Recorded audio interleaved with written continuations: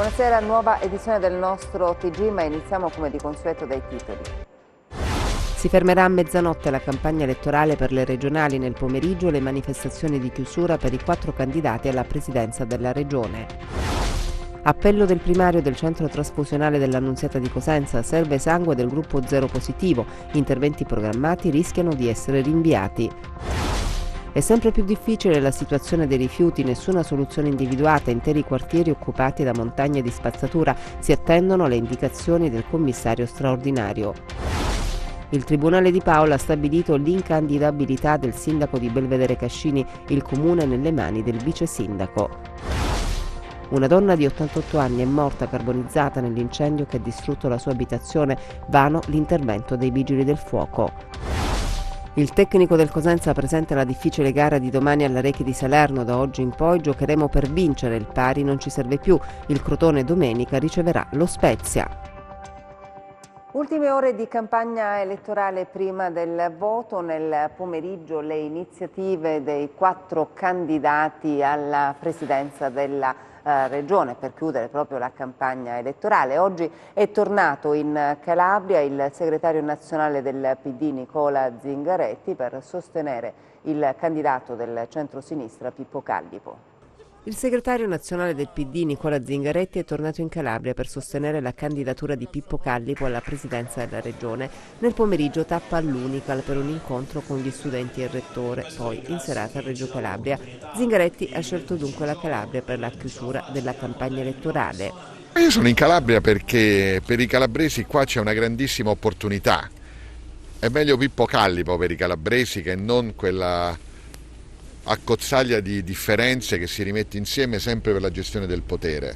Pippo Callipo è il simbolo della Calabria che combatte, che ha combattuto e che sarà un grande futuro ottimo presidente di questa regione. Sono già venuto a fianco a Callipo tante volte, arrivo adesso da Bologna fino a ieri sera tardi e ora è il tempo che i calabresi rialzino la testa e io penso che sarà possibile. E 3 tappe per la chiusura della campagna elettorale della candidata del centrodestra Iole Santelli.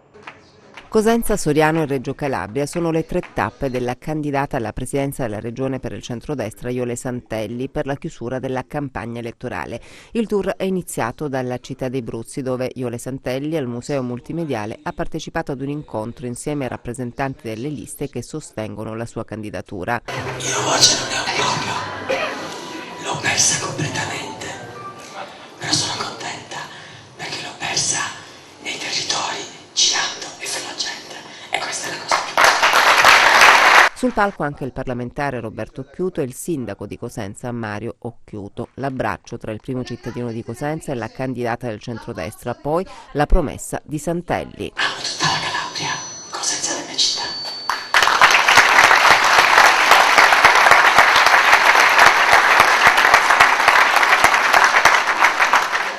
Quindi sindaco, finalmente avrei un presidente amico. Il candidato del Movimento 5 Stelle Francesco Aiello ha chiuso la campagna elettorale in piazza a Cosenza. Il candidato del Movimento 5 Stelle alla presidenza della regione Francesco Aiello ha chiuso la campagna elettorale a Cosenza, accanto al docente Unical, l'europarlamentare pentastellata Laura Ferrara che invita i cittadini a recarsi alle urne. Solo riducendo al minimo il tasso di astensionismo aumenterà il voto di opinione, quello libero e della stragrande maggioranza dei calabresi che vogliono il riscatto di questa terra. Non bisogna cedere al falso richiamo del voto utile, ripeto, l'unico voto che i cittadini possono esprimere è il voto libero. La coalizione civica del Movimento 5 Stelle che sostiene il candidato presidente Francesco Aiello ha raccontato il programma per cambiare la nostra Calabria in lungo e in largo per tutta la regione. Ha illustrato l'unica proposta credibile di questa campagna elettorale. Credibile perché è stata scritta da chi ha le mani libere, da chi non ha mai amministrato nella nostra regione eppure ha portato avanti fuori dai palazzi delle battaglie e delle denunce per il nostro territorio. Carlo Tanzi, candidato alla presidenza della regione, invece ha chiuso la campagna elettorale a Lamezia. In questi mesi di campagna elettorale il camper arancione di Carlo Tanzi, candidato alla presidenza della regione, ha girato in lungo e in largo la Calabria per spiegare ai cittadini il programma di Tesoro Calabria. Diversi i temi affrontati nel corso delle varie tappe, molti i problemi di questa terra, ma per Tanzi il male di tutti i mali è la burocrazia. Una burocrazia che annulla le potenzialità dei calabresi per bene, costretti ad emigrare per lavorare, per curarsi. Ciò che serve, ha detto Carlo Tanzi, è un cambiamento, una rivoluzione arancione. La Calabria ha bisogno di persone capaci, ha più volte sottolineato l'ex numero 1 della protezione civile regionale. Qui c'è gente libera, qui c'è la Calabria unita, la Calabria per bene, la Calabria che ama la nostra terra. La campagna elettorale dunque si fermerà a mezzanotte, domani la giornata di silenzio e poi domenica il voto. Si chiude, stasera è l'atto finale di una campagna elettorale anomala per una serie di motivi. Non ultimo, la scelta di aver deciso di far votare i calabresi nel più complicato periodo dell'anno. Una prima volta in assoluto, ma da non ripetere, per le difficoltà riscontrate e dai candidati che hanno faticato a fare campagna elettorale tra una fetta di panettone e un bicchiere di spumante, è complicata anche per gli elettori distratti dalla festa. Ci ha messo quindi un po' di tempo la politica a conquistare la scena, ma alla fine è riuscita parzialmente a piazzare i temi più gettonati e appetibili in Calabria. La stampa tradizionale ha fatto da cassa di risonanza, amplificandone i messaggi. La campagna elettorale è vissuta anche attraverso il web e nei social in modo particolare. Basta dare uno sguardo per rendersi conto del fiume di post che hanno segnato i giorni del dibattito elettorale. Ma partiti e candidati non hanno disdegnato incontri pubblici, specie quando la Calabria ha fatto registrare la presenza dei leader nazionali che hanno avuto il merito di accendere i riflettori sul voto in Calabria. Ma solo negli ultimi giorni, se è vero come è vero che la grande stampa ha privilegiato i temi della campagna elettorale che hanno animato l'Emilia. Eppure, con molta fatica, qualcosa è passata. Non grandi approfondimenti, come invece avrebbe meritato il voto in Calabria, ma solo la curiosità nei protagonisti che si contendono la guida della regione. Sarà stata l'esigua porzione di tempo in cui si è svolta la campagna elettorale, ma sta di fatto che si è discusso molto di candidati e poco di programmi, che, seppur presenti nelle iniziative pubbliche organizzate da partiti e candidati, non sono stati sufficientemente esplicitati. Del resto, la nuova politica, o meglio, il nuovo modo di comunicarla, impongono la necessità di individuare la battuta ad effetto o la polemica forte, che è assai più redditizia in termini di attenzione che l'elencazione del ciò che farò. Adesso si chiude in attesa di verificare quali dei messaggi abbiano fatto breccia nell'immaginario collettivo calabrese. Già, quali messaggi? Lo sapremo nella notte di domenica. E cambiamo argomento, manca sangue del gruppo Zero Positivo all'Annunziata di Cosenza, dove quotidianamente vengono effettuate 50 trasfusioni, una carenza che mette a rischio gli interventi programmati. L'appello del primario del centro trasfusionale Francesco Zinno, che annuncia l'apertura straordinaria domenica per i donatori. È emergenza sangue all'Annunziata di Cosenza, l'allarme del centro trasfusionale su quella che viene definita carenza marcatissima del gruppo Zero Positivo che, spiegano i sanitari, rappresenta la fonte essenziale per la trasfusione in quanto può essere ricevuto da tutti i pazienti. Quali conseguenze? In carenza di sangue è doveroso sottolineare che ci si trova sempre di fronte ad un blocco della maggior parte delle attività sanitarie, quindi non è una mancanza fine a se stessa, ma si fermano gli interventi chirurgici, si fermano le trasfusioni nei pazienti leucemici e quant'altro. Quindi è fondamentale essere approvvigionati anche in considerazione dei numeri di trasfusione che si fanno in un ospedale come quello di Cosenza, nell'ordine di 50-60 al giorno. Quindi trovarsi con una difficoltà di approvvigionamento vuol dire realmente bloccare la gran parte delle attività di un ospedale. Eccola, la sala dedicata ai donatori. Questo ragazzo si chiama Pietro Urso e la sua è definita una donazione eccezionale, globuli rossi e piastrine. Resterà un'ora, per il salasso semplice bastano 7 minuti. Il post vacanze natalizie, spiega il primario, così come l'estate sono periodi critici per le donazioni. Così si è decisa l'apertura straordinaria. In maniera standard questa ultima domenica è aperta la sala prelievi dell'Avis in Cosenza e in maniera straordinaria abbiamo deciso di aprire anche la sala prelievi del servizio trasfusionale. Questo per far sì che anche i donatori che fossero in difficoltà a donare nell'arco della settimana per i motivi più svariati possano essere accolti sia qui che in qualunque altro punto, al fine di veramente garantire ai pazienti un supporto trasfusionale adeguato. Chi può donare? I criteri per diventare donatori sono pochissimi. Intanto l'età, tra i 18 e i 60 anni se si è alla prima donazione, fino a 65 se alle donazioni successive. È indipendente ovviamente dal sesso, è importante il peso, bisogna essere sopra i 50 kg e l'altro requisito essenziale è essere in buona salute. Assieme alla donazione vengono svolti una serie di esami di base sicuramente, ma che in presenza di problematiche di tipo clinico vengono sicuramente ampliati, tra l'altro in maniera gratuita. Le pareti del centro trasfusionale ricordano che una goccia di sangue è una boccata d'aria per chi soffre, dona il sangue e sia un eroe nella vita di qualcuno. Il Tribunale di Paola ha stabilito l'incandidabilità del sindaco di Belvedere Cascini. Il Tribunale di Paola ha stabilito la decadenza dell'attuale sindaco di Belvedere Vincenzo Cascini, accogliendo il ricorso presentato dalla minoranza. Lo stesso Cascini dovrà risarcire i consiglieri comunali che avevano presentato il ricorso con 3.000 euro a testa. Il primo round quindi si è chiuso con la vittoria di chi, fin dal primo giorno dell'elezione, aveva sostenuto l'ineleggibilità del primo cittadino. Adesso ci sarà un secondo round perché Cascini presenterà ricorso. Il problema sollevato dalla minoranza è che Cascini non si sarebbe dimesso dalla carica di amministratore unico e legale rappresentante della Casa di Cura Cascini. Il testo unico degli enti locali stabilisce che i dirigenti medici delle strutture sanitarie convenzionate devono dimettersi prima della data della presentazione delle liste e, nel caso specifico, ciò avrebbe dovuto avvenire entro il 27 aprile. Sempre secondo i firmatari del ricorso, l'atto necessario per partecipare alle elezioni sarebbe stato consumato dopo la data utile. Adesso che accadrà? Le sorti del comune verranno rette dal vice sindaco Francesca Impieri in attesa di una nuova consultazione elettorale. Questo pomeriggio la sentenza emessa dal Tribunale di Reggio Calabria a conclusione del processo Breakfast, 2 anni per Claudio Scajola con sospensione condizionale della pena e 1 anno per Chiara Rizzo, moglie dell'ex parlamentare di Forza Italia e armatore Amedeo Matacena.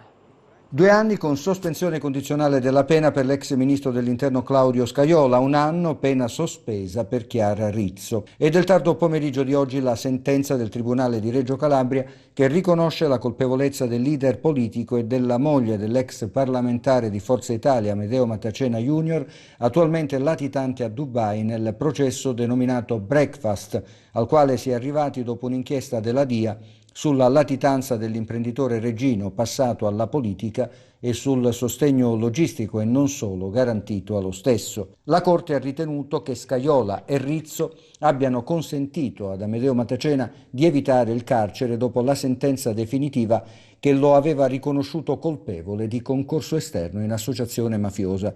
Nello specifico, l'ex ministro e la moglie di Matacena sono stati accusati di procurata in osservanza di pena. Claudio Scajola, attualmente sindaco di Imperia, era stato arrestato nel maggio 2014. Dopo 1 mese ottenne i domiciliari, successivamente passò all'obbligo di dimora e per decorrenza dei termini riacquistò la libertà. Per lui l'accusa aveva chiesto 4 anni e mezzo. Chiara Rizzo, condannata anche per interposizione fittizia, aveva conosciuto per questa drammatica vicenda il carcere, pur ritrovando dopo qualche tempo la libertà. Per lei la richiesta di condanna era stata pesantissima, 11 anni e mezzo. Claudio Scajola, dopo la sentenza, ha dichiarato di avere pensato che sarebbe bastato il processo di primo grado per chiarire tutto. Ho solo aiutato una donna in difficoltà, ha sempre sostenuto. Il Tribunale ha poi assolto Martino Politi e Maria Grazia Fiordelisi, collaboratori storici di Matacena. L'ex consigliere regionale Pino Tursi Prato e Marco Petrini, il giudice di Corte d'Appello di Catanzaro che avrebbe aggiustato sentenze in cambio di denaro, restano in carcere. Il GIP di Salerno ha confermato le misure per i 7 indagati nell'ambito dell'operazione Genesi e così 6 restano in carcere, mentre passa ai domiciliari l'avvocatessa che ha ammesso di aver avuto rapporti intimi con il magistrato ma non a scopo corruttivo. Il GIP di Salerno non ha accolto le richieste difensive di scarcerazione o di alleggerimento della misura cautelare a carico degli indagati. Sempre per il GIP non risultano sopravvenuti elementi nuovi che siano idonei ad incidere in senso favorevole sul quadro cautelare già valutato. Sempre più critica la situazione in Calabria sul fronte dei rifiuti. Al momento non è stata individuata alcuna soluzione. Questa brutta storia della spazzatura che sta affogando le città rappresenta o no una emergenza? A giudicare dalle continue proteste dei cittadini sembra proprio di sì, ma purtroppo ad oggi, nonostante lo spettacolo indecente sia sotto gli occhi di tutti, si è fatto poco o niente. Non si riesce a capire chi deve fare cosa. È da tempo ormai che si procede a tentoni. La Regione ha smesso di essere l'ammortizzatore economico. A questo si aggiunge la situazione debitoria di molti comuni. Lato rifiuti continua nella disperata ricerca di soluzioni, ma spetta al commissario prendere decisioni. Si dà il caso che non si è ancora insediato, magari sta aspettando che si concluda la fase elettorale. Può darsi, ma nel frattempo cosa si fa? Si aspetta che la montagna dei rifiuti sommerga interi quartieri. C'è poco da aggiungere, i cittadini dovranno sopportare, ma fino a quando? Beh, al momento nessuno è in grado di dare una risposta. Abbiamo provato anche oggi a saperne di più, ma il clima elettorale ha reso difficile la nostra ricerca. Quel che siamo riusciti a sapere è che l'emergenza preoccupa le amministrazioni comunali, che si spera in una soluzione immediata che però al momento non c'è. Morale della favola: dovremo continuare a convivere con l'olezzo nauseabondo, con buona pace di tutti. E c'è poi la questione relativa al pagamento degli stipendi per i dipendenti di Ecologia Oggi. Avanzano lo stipendio di dicembre e temono che anche i prossimi possano essere pagati in ritardo. I dipendenti di Ecologia Oggi non si erano mai trovati in queste condizioni e adesso alla crisi del settore rifiuti dovuta alle carenze di strutture e alle situazioni debitorie dei municipi nei confronti delle ATO si aggiunge il mancato pagamento delle aziende che si occupano della raccolta differenziata. Il dissesto del municipio Bruzio ha complicato le cose. L'azienda, che dà lavoro a centinaia di tute gialle, non riceve le spettanze dovute e fatica dunque a corrispondere regolarmente gli emolumenti ai propri lavoratori. Dopo 2 giorni di assemblee sindacali, la scelta è di protestare in Piazza dei Bruzzi e chiedere all'amministrazione di sbloccare la situazione. Anche il nuovo prefetto di Cosenza, Cinzia Guarcio, sarà investito della questione.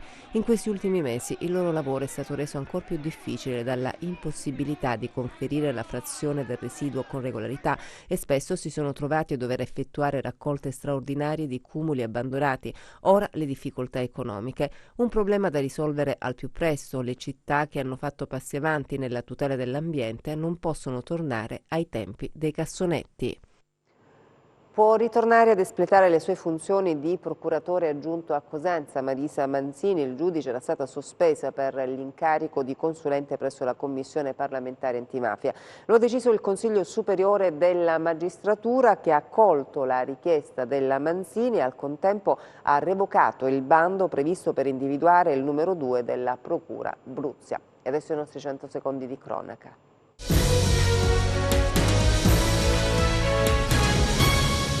Un'anziana è morta la notte scorsa nell'incendio della propria abitazione a San Giorgio Morgeto. Le fiamme sono divampate in una casa fuori dal paese. L'intervento, durato 3 ore, dei vigili del fuoco ha scongiurato il propagarsi delle fiamme in altre abitazioni, ma nulla da fare per la donna, che era già deceduta. Il suo cadavere semicarbonizzato è stato recuperato una volta spento il rogo. Secondo una prima ricostruzione, l'anziana avrebbe cercato di uscire dall'appartamento in fiamme senza però riuscirci, forse a causa del fumo.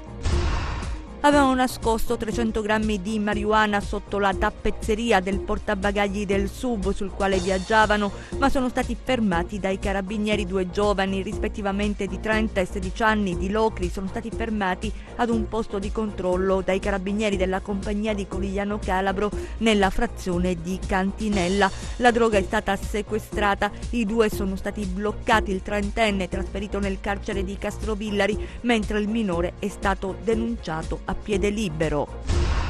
Incidente ieri sera a Cosenza, in via Alarico, 2 i veicoli coinvolti. Sul posto i vigili del fuoco che hanno messo in sicurezza i mezzi. Sul posto la Polizia di Stato e il 118. Nell'impatto è rimasto levemente ferito il conducente di una delle auto. Ha tentato di rapinare un giovane di 29 anni mentre si stava recando allo stadio per una partita di calcio. Arrestato dai carabinieri a Reggio Calabria, un 55enne napoletano con precedenti penali è accusato di tentata rapina, lesioni personali e porto illegale di arma bianca. La vittima è stata avvicinata dall'uomo mentre stava parcheggiando la sua auto. Il giovane è stato minacciato con un coltello, poi ha consegnato 5 euro al suo aggressore ed è scappato denunciando quanto accaduto. Demolita la vecchia scuola a Sartano, lo stabile era a rischio, l'iniziativa del Movimento Diritti Civili, Franco Corbelli. Le ruspe sono in azione a Sartano, frazione del comune di Torano Castello, nel Cosentino. Sotto gli occhi dei piccoli alunni, la scuola primaria e dell'infanzia è stata demolita e verrà ricostruita. Sarà moderna, sicura e soprattutto antisismica. Tra le tante battaglie la considero forse la più importante, perché riguarda la sicurezza dei nostri bambini. La frequentano oltre 120 bambini, questa vecchia scuola frequentavano. Ebbene, io credo che oggi essere riusciti a demolirla dopo averla fatta chiudere 3 anni fa e a ricostruirla nello stesso posto in maniera moderna, sicura, antisismica, credo che sia per la nostra comunità, per il mio paesino, una grande conquista civile, ma soprattutto è un esempio di prevenzione vera per il resto del paese, per tutte le altre città. Una struttura risalente agli anni 50 e grazie ad un finanziamento regionale nell'ambito di un progetto denominato Scuole Sicure, che riguarderà centinaia di edifici scolastici della nostra regione, sarà restituita alla comunità con tutti i comfort e i criteri imprescindibili di sicurezza. Era a rischio, l'abbiamo verificato oggi stesso, stava per miracolo in piedi. Oggi noi questa scuola l'abbiamo abbattuta e la ricostruiremo veramente con un progetto molto bello che entro quest'anno sarà consegnato ai nostri bambini e alla comunità. Un importante traguardo che Franco Corbelli ha sostenuto dal 2016 e che oggi vede finalmente la luce. Noi siamo riusciti ad avere questo finanziamento di 1.300.000 euro che ci permetterà di costruire questa, ripeto, moderna scuola, questo plesso molto bello dove noi andremo ad accorpare la scuola per l'infanzia, la scuola elementare e la scuola media, un tutt'uno per questi nostri bambini. Ecco, veramente oggi la gioia nel volto di quei bambini credo che sia il riconoscimento più bello per chi ha contribuito ad ottenere questo grande risultato. Siamo alla pagina sportiva, parliamo di calcio. Il tecnico del Cosenza presenta la difficile gara di domani al Rechi di Salerno. Gol fantasma, sconfitte, polemiche. Piero Braglia non si scompone più di tanto, d'altronde alla guida del Cosenza ha già attraversato periodi caotici e complicati e li ha superati ogni volta trovando il giusto equilibrio. Il tecnico, anche dopo il derby con il Crotone, che di strascichi ne ha lasciati e come, pensa positivo e ripone la massima fiducia nella squadra attesa dalla trasferta di Salerno. Io sono convinto che la squadra farà una grande partita, io sono convinto, l'ho sempre detto e lo penso veramente, che questa è una squadra che si salva, l'ho detto anche finita la partita e lo ripeto, perciò io sono fiducioso di vedere un Cosenza all'altezza, un Cosenza con una bella personalità, che va là e cerca di vincere la gara. Quella da Rechi sarà la prima delle 2 trasferte consecutive che i rossoblu affronteranno prima di tornare al Marulla. L'allenatore, tra le cose da migliorare, ha chiesto ai suoi di essere più presenti nella metà campo avversaria, che si giochi con un modulo o con un altro, corsa e intensità fanno la differenza. Giocare per il pareggio può darsi non ci basti nemmeno più, perciò dobbiamo giocare veramente per cercare di vincere le gare. Non si parla di mercato, ma arriva una precisazione sul caso Pierini. L'attaccante ha una richiesta, ma è un elemento ritenuto utile. Partirebbe solo in caso di ingaggio di un calciatore di valore simile o superiore. Sempre per lo sport parliamo del Rendecalcio. Allenamento a porte chiuse per il Rende in vista del derby di domani sera con la Vibonese, ma oggi è stato anche il giorno di mister Rigoli, chiamato a guidare i biancorossi per risollevare la situazione di classifica deficitaria. Inizia questa avventura in una società che, devo dire, ho trovato un'organizzazione abbastanza importante sotto tutti i punti di vista.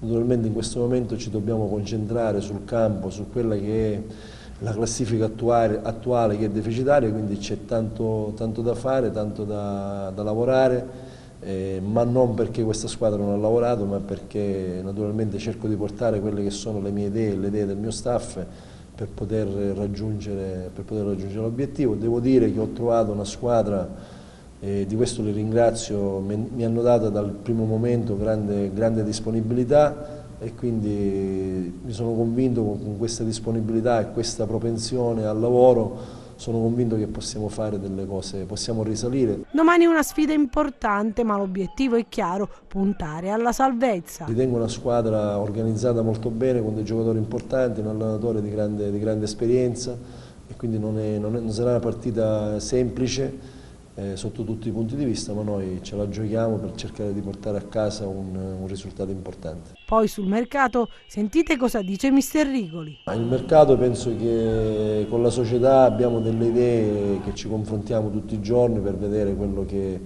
ci può offrire il mercato. Il mercato di gennaio per me è un mercato un po' particolare, dove naturalmente chi ha dei giocatori importanti non se li lascia scappare, quindi dobbiamo cercare di centrare quello che ci manca, perché numericamente siamo un po' pochi, perché siamo sotto la media, e quindi vediamo, perché di questa rosa sicuramente sono molto soddisfatto, fermo restando che io sono stato chiaro con la squadra che qua siamo tutti in discussione, il primo mi ci metto io in discussione.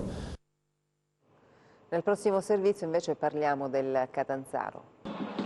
La seconda sconfitta consecutiva, quella nel recupero con il Teramo Cossaccara, mister Grassadonia. La dirigenza giallorossa sceglie la via dell'esonero e richiama la guida tecnica del gruppo Gaetano Auteri. Troppo pochi, evidentemente 16 punti in 12 giornate, ma anche le pressioni dei tifosi amareggiati per gli ultimi deludenti risultati. Ecco perché il presidente ha deciso per l'Auteri Tris, richiamando in panchina il tecnico siciliano. La società giallorossa ha diramato sul proprio sito web il comunicato ufficiale annunciando che l'allenamento di oggi pomeriggio verrà diretto proprio da Auteri. Mancano 16 gare alla fine del campionato ed è evidente che si punta, vista anche la delicata fase di calciomercato sessione invernale, ad arrivare quantomeno in zona playoff per poi giocarsi le carte giuste per la promozione. La gara di lunedì sera con la Sicula Leonzio, che non naviga in buone acque, sarà un test probante per capire se le Aquile sono in grado di guardare in grande e di rimboccarsi le maniche per rimettersi di nuovo in corsa. E in chiusura le previsioni del tempo.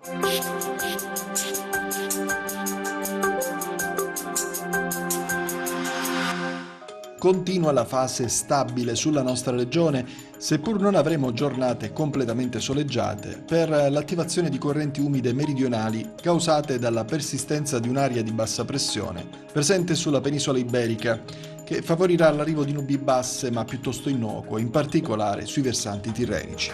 Domani cielo parzialmente nuvoloso ovunque, senza fenomeni di rilievo, e temperature in diminuzione di alcuni gradi. Domani mari generalmente mossi, con venti di direzione meridionale. Per essere sempre aggiornati sulle evoluzioni delle condizioni meteo, vi rimando, oltre al nostro sito www.meteoincalabria.com, anche alla nostra pagina Facebook Meteo in Calabria. Ed è tutto, grazie per l'attenzione e buona serata.